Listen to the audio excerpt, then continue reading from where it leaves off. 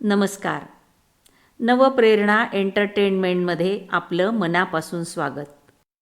मित्रांनो, लोकरंजनातून लोकशिक्षण या ध्येयाने मी माहितीपूर्ण आणि मनोरंजनात्मक व्हिडिओ देण्याचा प्रामाणिक प्रयत्न करीत आहे. महाराष्ट्राच्या राजकीय, सामाजिक आणि सांस्कृतिक क्षेत्रात आपले बहुमोल योगदान देणाऱ्या नाशिकच्या विदुषी, त्या विस्मरणात जाऊ नये, त्यांची ओळख आपल्या कायमस्वरूपी स्मरणात राहावी या उद्देशाने मी हे व्हिडिओ करीत आहे. आजच्या भागात आपण भेटूया अशाच एका विदुषीला. गीताबाई गायकवाड. कर्तृत्व, करुणा आणि कणखर नेतृत्वाचा आदर्श. सन 1957 सालची एक घटना आजही नाशिकच्या सामाजिक आणि राजकीय इतिहासात विशेषत्वाने स्मरणात राहिलेली आहे. एका मध्यरात्री नाशिकच्या मुंबई नाक्यावरील जकात वसुली कार्यालयात 2 महिलांनी अचानक धाडसी प्रवेश केला. जकात वसूल करणारा कारकून गाढ झोपेत असल्याचे लक्षात येताच त्यांनी जकात वसुलीची पैशांची पेटी उचलून कोणताही आवाज न करता गुपचूप तेथून निघून गेल्या. दुसऱ्या दिवशी सकाळी कारकून जागा झाला. जकातीची पैशांनी भरलेली पेटी गायब होती. शोधाशोध झाली, आरडाओरड झाली, पण काहीच उपयोग झाला नाही. आता नोकरी जाणार, जेलमध्ये जावं लागणार या भीतीनं तो कारकून अक्षरशः कोसळला. गर्दी जमली. कुणीतरी सल्ला दिला, पोलिसांकडे जा किंवा तुमच्या वरिष्ठ अधिकाऱ्यांकडे जा. पण त्या कारकुनाने थेट स्थायी समितीच्या चेअरमनकडे धाव घेतली. घडलेली हकीकत ऐकून चेअरमन शांतपणे बसल्या.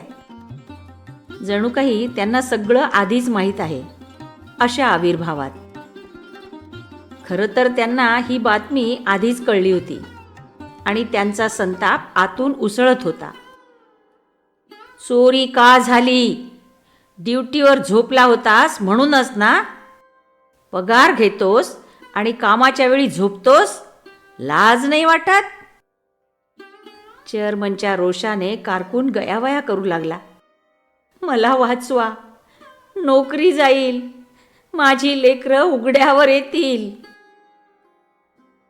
तुमच्यासारखे लोक ड्युटीवर झोपतात म्हणूनच माल वाहतुकीच्या गाड्या जकात न देता निघून जातात. नुकसान मात्र नगरपालिकेला सहन करावं लागतं. तुला पोलिसांच्या हवाली करायला पाहिजे. हे ऐकताच कारकून हंबरडा फोडून रडू लागला. नाही, असं करू नका. पुन्हा अशी चूक होणार नाही. मला माफ करा, मला माफ करा अशी आर्त विनवणी करू लागला. त्या क्षणी चेअरमनचेही डोळे पाणावले. त्यांनी बाजूला उभ्या असलेल्या एका महिलेकडे पाहून शांतपणे सांगितले, रुपा, ती पैशांची पेटी देऊन टाक पाहू. ही चोरी नव्हती, तो होता कर्तव्यच्युतीवर दिलेला जिवंत धडा. ही घटना केवळ एक प्रसंग नव्हता, तो होता एका कणखर नेतृत्वाचा परिचय. या घटनेतील स्थायी समितीच्या चेअरमन होत्या गीताबाई गायकवाड, कर्मवीर दादासाहेब गायकवाड यांच्या सहधर्मिणी. नाशिक शहराच्या सांस्कृतिक आणि सामाजिक वैभवाला समृद्ध करणाऱ्या आणि पद्मश्री पुरस्काराने सन्मानित व्यक्तींमधील मानकरी कर्मवीर दादासाहेब गायकवाड. आजही नेहरू उद्यान चौकात दादासाहेब गायकवाड यांचा पूर्णाकृती पुतळा अभिमानानं उभा आहे. या पुतळ्याचे अनावरण तत्कालीन संरक्षण मंत्री यशवंतराव चव्हाण यांच्या हस्ते झाले होते. दादासाहेबांच्या पत्नी गीताबाई गायकवाड या अत्यंत साध्या, सरळ स्वभावाच्या, मधुर भाषिणी आणि कर्तव्यदक्ष महिला होत्या. पतीच्या प्रत्येक सामाजिक, राजकीय आणि चळवळीतील कार्यात त्या खंबीरपणे सहभागी होत्या. विवाहापूर्वी निरक्षर असलेल्या गीताबाईंनी दादासाहेबांच्या घरी आल्यानंतरच अक्षर ओळख करून घेतली होती. अनेकदा रात्री उशिरापर्यंत पाटीवर अक्षरे गिरवत त्या सराव करत असत. आत्मविश्वासाच्या बळावर त्यांनी संत तुकाराम, जनाबाई, चोखामेळा, सावतामाळी यांचे अनेक अभंग मुखोद्गत केले होते. निसर्गदत्त मधुर कंठामुळे त्या अभंग गात असताना श्रोते मंत्रमुग्ध होत. 1947 पासून त्या रमाबाई आंबेडकर कन्या वसतिगृहाच्या सुप्रिटेंडंट होत्या. वसतिगृहातील मुलींवर त्यांनी केवळ जबाबदारी म्हणून नव्हे तर आई म्हणून मातृत्वाची छाया धरली होती. लेखन वाचन, स्वच्छता, आरोग्य, मासिक पाळीची काळजी, शिवणकाम, विणकाम, गोधडी शिवणे, चटणी भाकरी बनवणे, पाहुणचार करणे हे सर्व त्या स्वतः शिकवत. मुलींना आर्थिक आधार मिळावा म्हणून रेडीमेड कपड्यांची कामे, शिवणकाम, मेणबत्ती तयार करणे इत्यादी कामे त्या स्वतः पुढाकार घेऊन मिळवून देत असत. गरीब मुलींना शिक्षणाची फी भरणे, वह्या पुस्तके मिळवून देणे यासाठी त्या प्रयत्नशील असत. सर्वजण त्यांना प्रेमाने जीजी म्हणत. डॉक्टर बाबासाहेब आंबेडकर हे गीताबाईंचे दैवत होते. 1930 सालच्या काळाराम मंदिर प्रवेश सत्याग्रहात त्या सक्रिय सहभागी झाल्या होत्या. या काळात दादासाहेब आणि गीताबाई यांना तुरुंगवास भोगावा लागला. मात्र तुरुंगातही त्या गप्प बसल्या नाहीत. कैदी महिलांना गुन्हेगारी प्रवृत्तीपासून दूर राहण्यासाठी त्या प्रबोधन करीत, बोधकथा सांगत, अभंग गीते सादर करत. त्यातून मनोरंजनही होत असे आणि शिकवणही मिळत असे. काही काळ त्या नाशिक स्कूल बोर्डाच्या सदस्यही झाल्या होत्या. 1957 मध्ये त्या नाशिक नगरपालिकेच्या स्थायी समितीच्या चेअरमन होत्या.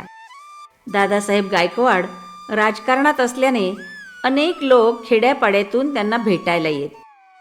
तेव्हा त्या लोकांसाठी त्या स्वतः जेवणाची व्यवस्था करीत.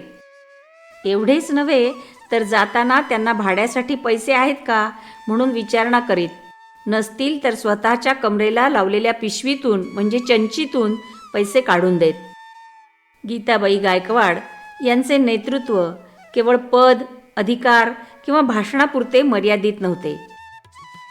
त्यांचे खरे सामर्थ्य दिसून येत असे संकटाच्या क्षणी निर्णय घेण्यात आणि तेही क्षणार्धात. असाच एक प्रसंग येवला तालुक्यातील मुखेड गावात घडला. त्या काळात गावात पांडव प्रतापाची शोभायात्रा निघाली होती. गावातील वातावरण उत्साहाचे होते. ढोल ताशांचे सूर, जयघोष, लोकांचा सहभाग सगळं सुरळीत सुरू होतं. मात्र अचानक काही समाजकंटकांनी शोभायात्रेकडे पाहून अपशब्द वापरले, चिथावणीखोर घोषणा दिल्या. क्षणात वातावरण तणावपूर्ण झालं. लोकांच्या चेहऱ्यावर राग दिसू लागला.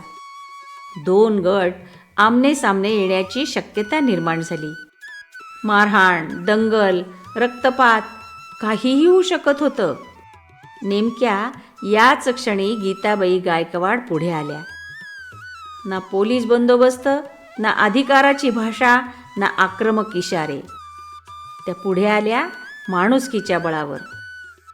त्या ठाम पण शांत आवाजात लोकांना संबोधित करू लागल्या. आपण ज्या विचारासाठी एकत्र आलो आहोत तो विचार हिंसेने मोठा होत नाही. आपली ताकद आपल्या संयमात आहे. त्या दोन्ही बाजूंच्या लोकांशी बोलल्या, अपशब्दांचा निषेध केला, पण त्याहून अधिक प्रतिसाद म्हणून हिंसा होऊ नये यावर भर दिला. क्षणाक्षणाला भडकत जाणाऱ्या वातावरणात त्यांचा आवाज थंड पाण्याच्या सरीसारखा होता. हळूहळू लोक शांत झाले. घोषणांचा सूर बदलला, तणाव निवळला आणि शोभायात्रा शांततेत सन्मानाने पुढे निघाली. हा प्रसंग म्हणजे गीताबाईंच्या समयसूचकतेचा, प्रसंगावधानाचा आणि नैतिक धैर्याचा जिवंत पुरावा होता. त्या दिवशी मुखेड गावाने पाहिलं, खरे नेतृत्व म्हणजे लोकांना भडकवणे नाही, तर योग्य वेळी थांबवणं आणि माणुसकी जपणं. दादासाहेब राज्यसभेचे सदस्य असताना त्यांच्या भत्त्यात वाढ करण्याचा प्रस्ताव मांडण्यात आला. त्यावेळी आपल्या तत्वांशी प्रामाणिक राहणाऱ्या जीजी म्हणाल्या, जनता महागाईने त्रस्त असताना सरकारने आधी महागाई रोखण्यासाठी उपाययोजना केल्या पाहिजेत, तेव्हाच हा भत्ता मान्य व्हावा. 16 एप्रिल 1968 रोजी भारत सरकारतर्फे दादासाहेब गायकवाड यांना पद्मश्री पुरस्कार प्रदान करण्यात आला. पण प्रत्यक्षात तो पुरस्कार गीताबाई गायकवाड यांनी आयुष्यभर केलेल्या निस्वार्थ सेवेलाच मिळालेली खरी पावती होती. गीताबाई गायकवाड यांचे संपूर्ण आयुष्य पाहिले तर एक गोष्ट ठळकपणे जाणवते, त्या सत्ता वापरणाऱ्या नव्हत्या, त्या सत्ता सांभाळणाऱ्या होत्या. जकात कार्यालयातील घटनेत त्यांनी कर्तव्यच्युतीला धडा दिला, पण माणूस पण जपलं. मुखेडच्या शोभायात्रेत त्यांनी हिंसेची ठिणगी पडू दिली नाही. वसतिगृहात त्यांनी आई, शिक्षिका, मार्गदर्शक ही तिन्ही रूपे एकत्र जगली. राजकारणात असताना त्यांनी भत्त्यापेक्षा तत्वांना प्राधान्य दिलं आणि दादासाहेबांच्या पश्चातही त्या केवळ नेत्याची पत्नी म्हणून नाही, तर स्वतंत्र नेतृत्व म्हणून उभ्या राहिल्या. म्हणूनच गीताबाई गायकवाड यांचं कर्तृत्व भाषणात नाही, पदांमध्ये नाही आणि पुरस्कारांमध्येही नाही. ते आहे त्यांच्या शांत निर्णयात, समयसूचक हस्तक्षेपात आणि निस्वार्थ सेवेत. पुढील भागात भेटूया अशाच एका विदुषीला. धन्यवाद.